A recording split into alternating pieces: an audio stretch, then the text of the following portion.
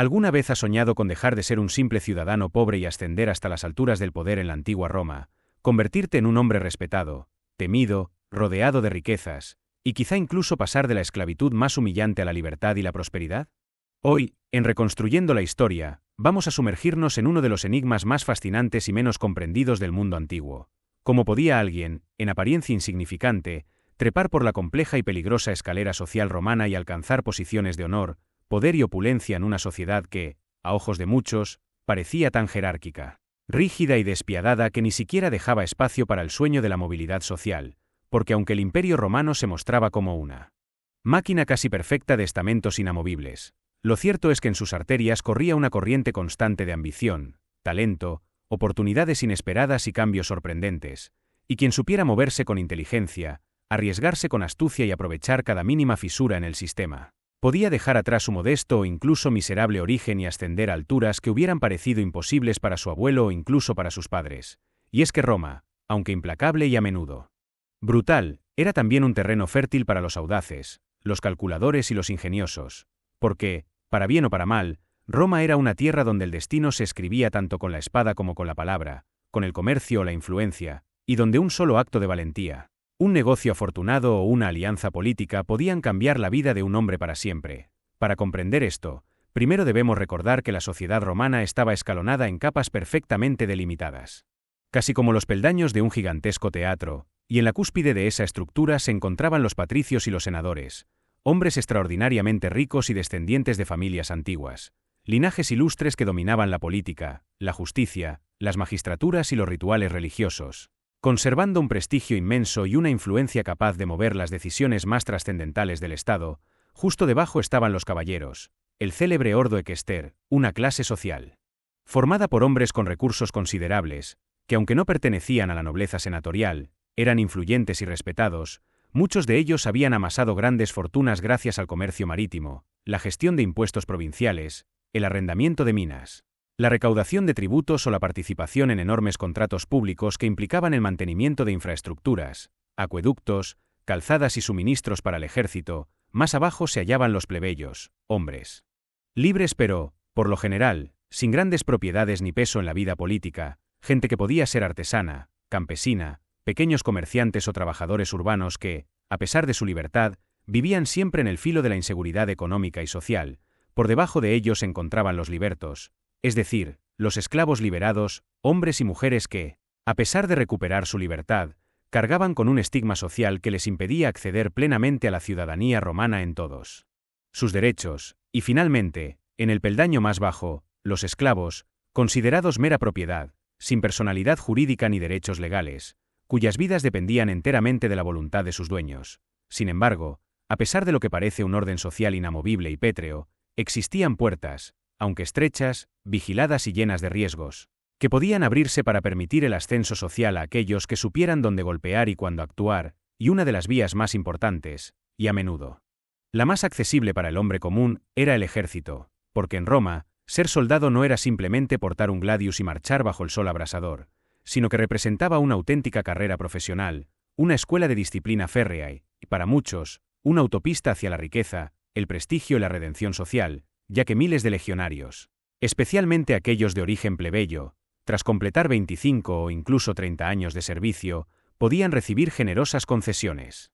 de tierras, importantes sumas de dinero como prima de licenciamiento, o incluso la preciada ciudadanía romana si no la poseían de nacimiento, y todo ello les convertía en hombres libres, respetados, con un nombre que resonaba en su comunidad, capaces de integrarse, o al menos aproximarse, a las capas más acomodadas de la sociedad. Algunos de estos hombres, gracias a su valentía en el campo de batalla, a su capacidad para mantener la disciplina o a sus talentos de liderazgo, lograban ser ascendidos a centuriones, auténticos pilares de la legión, oficiales que, además de comandar tropas, ejercían autoridad judicial y administrativa, ganaban sueldos muy superiores y recibían el respeto tanto de sus hombres como de los oficiales superiores. Y estos centuriones podían, a su vez, abrir la puerta para que sus hijos entraran en esferas sociales más elevadas. Porque el ejército no solo ofrecía ascenso económico, sino también una compleja red de contactos, favores políticos y protección, que podía cambiarlo todo. Otra vía crucial era el comercio, pues aunque los senadores les estaba estrictamente prohibido participar directamente en negocios para no ensuciar su dignitas y su imagen pública, los caballeros y los plebeyos podían amasar auténticas fortunas comerciando con productos de lujo, especias, esclavos, aceite, vino, metales preciosos y todo tipo de mercancías valiosas, incluso gestionando enormes contratos públicos que implicaban suministrar grano a Roma, construir infraestructuras o recolectar impuestos en nombre del Estado, y en una sociedad como Roma, donde el dinero abría casi todas las puertas y donde los vínculos sociales se tejían también con monedas y favores, quien lograba éxito en el comercio podía comprar tierras, influencias e incluso aspirar a ingresar en el ordo equester, aunque siempre bajo la atenta y, a menudo, recelosa mirada de la aristocracia senatorial, que despreciaba a los hombres nuevos, o mines novi, es decir, aquellos sin antepasados ilustres, pero que llegaban cargados de denarios y ambición. Otra vía poderosa de ascenso era la educación, y sobre todo, la oratoria, porque en Roma, saber hablar con elocuencia, dominar el arte de la persuasión y brillar en los tribunales era casi tan valioso como blandir una espada, y muchos jóvenes, incluso de familias humildes, se dedicaban a estudiar retórica, derecho y filosofía, soñando con convertirse en abogados, defensores públicos o asesores de grandes familias aristocráticas, y a través de estas conexiones podían, poco a poco, escalar posiciones, adquirir clientes influyentes y encontrar mecenas dispuestos a impulsarlos hacia la magistratura o hacia posiciones de prestigio. Y tampoco podemos olvidar el fascinante papel de los libertos, hombres y mujeres que habían sido esclavos, pero que lograron su libertad y que, a pesar de las limitaciones legales y del desprecio social que pesaba sobre sus espaldas, podían prosperar hasta extremos casi impensables. Algunos libertos se convirtieron en banqueros, comerciantes,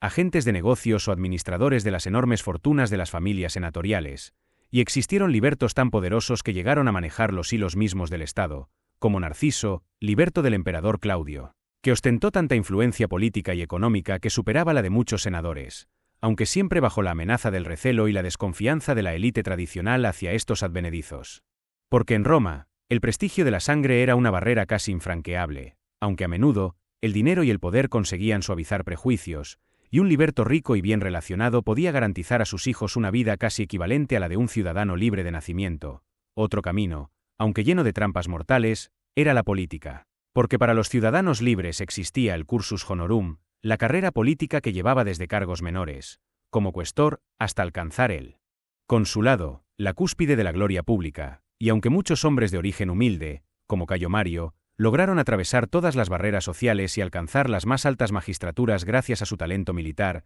a su carisma y a su habilidad política, entrar en la política romana significaba exponerse a una jungla de rivalidades mortales, conspiraciones, acusaciones de corrupción, y en no pocos casos, al filo de la espada del verdugo, porque Roma era implacable con los errores y aún más con las ambiciones desmesuradas, pero para aquel que triunfaba, las recompensas eran inconmensurables. Incluso las mujeres, aunque vivían bajo una fuerte tutela masculina y carecían de derechos políticos formales, podían escalar socialmente a través de matrimonios estratégicos, y si nacían en familias adineradas o alcanzaban influencia en la corte imperial, podían convertirse en auténticas fuerzas políticas, moviendo alianzas familiares, participando en intrigas palaciegas, apoyando carreras